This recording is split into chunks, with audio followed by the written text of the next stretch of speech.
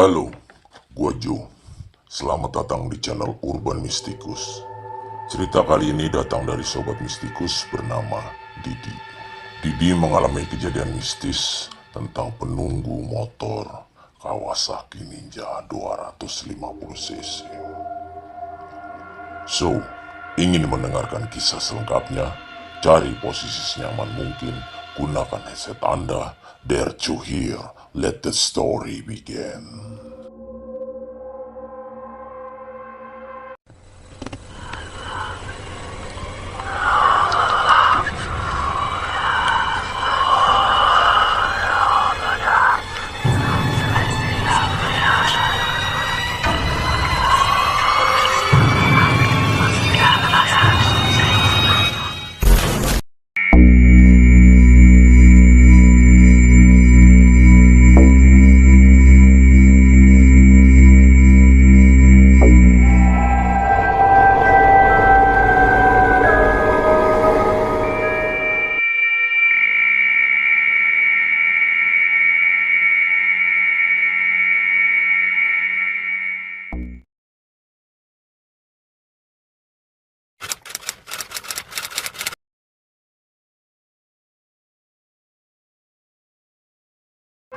Cerita horor kali ini menceritakan pengalaman teman kerja saat dia masih bekerja di Cirebon.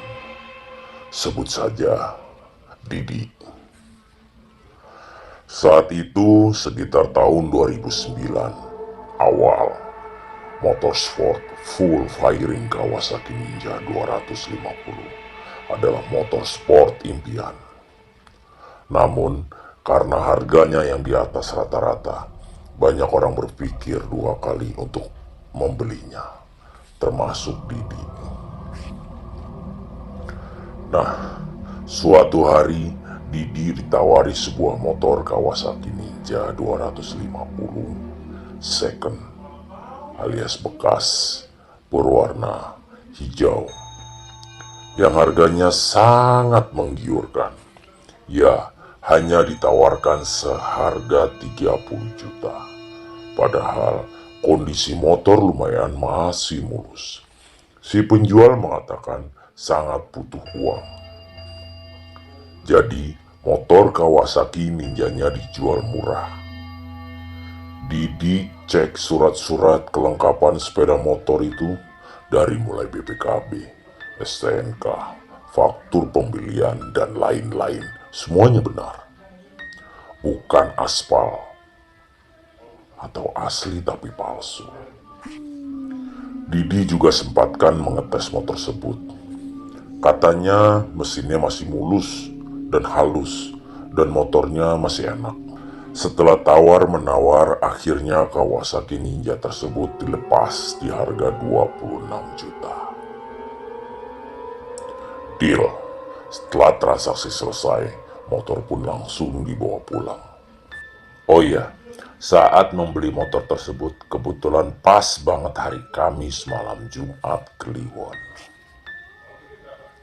Sesampainya di rumah, lalu motornya diparkir di ruang tamu dan Didi merasa puas sambil memandangi motor Kawasaki Ninja tersebut sembari ngopi, duduk-duduk santai. Tak terasa jam sudah menunjukkan pukul 11 malam. Didi yang tinggal seorang diri di rumahnya itu bersiap-siap untuk tidur. Saat Didi rebahan di kasur, tiba-tiba terdengar suara orang mengetuk pintu. Tok, tok, tok. Tok, tok, tok. Didi segera keluar kamar menuju pintu depan. Setelah pintu dibuka, ternyata tidak ada siapapun di luar. "Siapa ya?" ucap Didi. Sembari keluar rumah dan sambil keluar rumah dan tengok-tengok di sekelilingnya, ternyata memang tidak ada siapapun. Lihat jam dinding, waktu sudah menunjukkan jam 11.45 malam. Kembali Didi masuk ke rumah dan tentunya melewati motor Ninja 250 yang baru dibelinya itu. Baru rebahan sebentar di kasur, tiba-tiba terdengar suara daun jendela yang membuka. dan menghantam tembok. Krak! Dar! Bulu kuduk Didi mulai berdiri. Karena penasaran, kembali si Didi keluar kamar dan mengecek jendela di ruang tamu. Aneh, jendela membuka sendiri, padahal sudah diselot dan dikunci. Setelah menguncinya lagi, Didi kembali masuk ke dalam kamarnya. Didi kembali rebahan di kasur. Kali ini Didi tidak berusaha tidur, tapi matanya tetap melek dan pasang telinga dengan seksama. Siapa tahu ada hal-hal aneh lagi.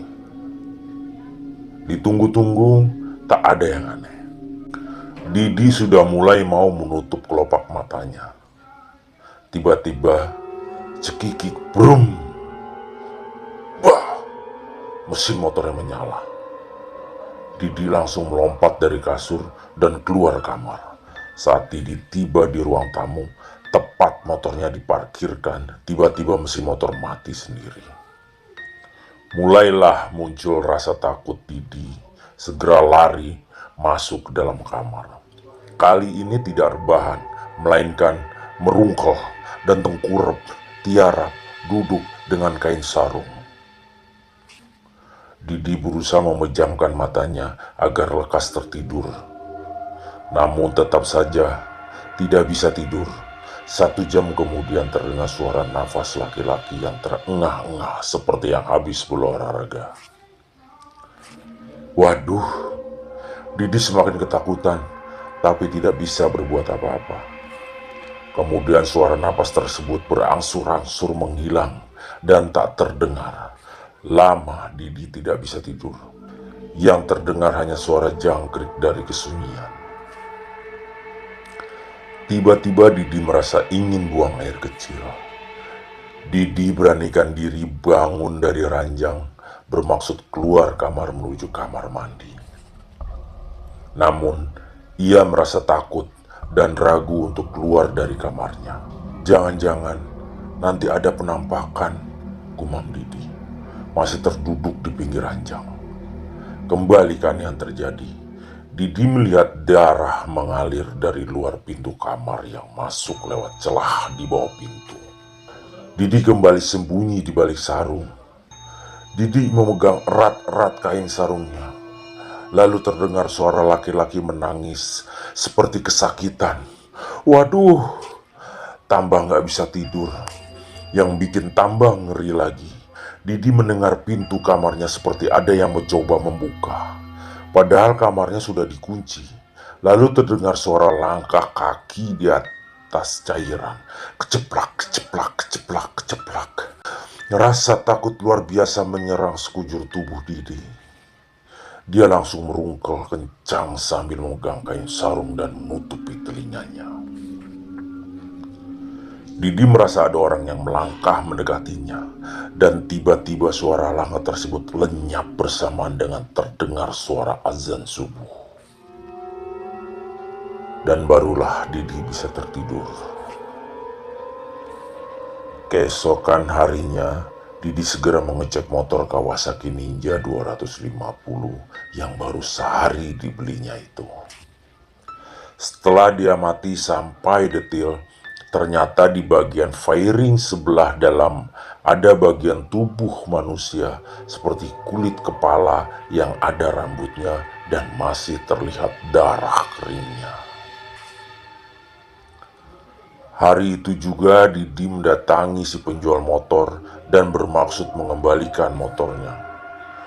Duit nggak utuh 26 juta juga tidak apa-apa. Namun si penjual tidak mau. Dan ternyata si penjual pun pernah mengalami hal yang sama dengan Didi. Akhirnya motornya itu dijual ke orang lain dengan harga lebih murah lagi. Rugi tidak apa-apa, yang penting tidak diteror arwah penasaran lagi. Usut punya usut, ternyata motor Kawasaki Ninja tersebut dulunya bekas balapan liar. Dan pengendaranya jatuh serta meninggal dunia. Terima kasih telah mendengarkan sampai detik ini. Bagi Sobat Mistikus yang ingin mengirimkan atau sharing cerita pengalamannya, dapat mengirim ceritanya ke email kami di urbanmystikus@gmail.com atau DM ke Instagram kami. Like jika kalian suka, subscribe ke channelku Urban Mistikus, dan nyalakan lonceng notifikasinya agar nggak ketinggalan cerita-cerita horor dari kami. See you and beware of my